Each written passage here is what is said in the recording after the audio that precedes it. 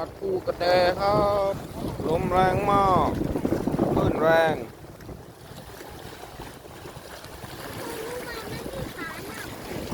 จุดชมวิวครับท่องเที่ยวสุดยอดเลยครับลมก็แรง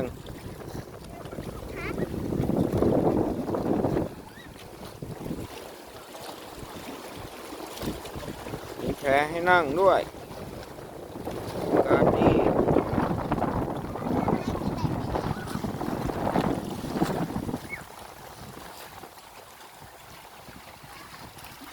น่าเที่ยวครับผม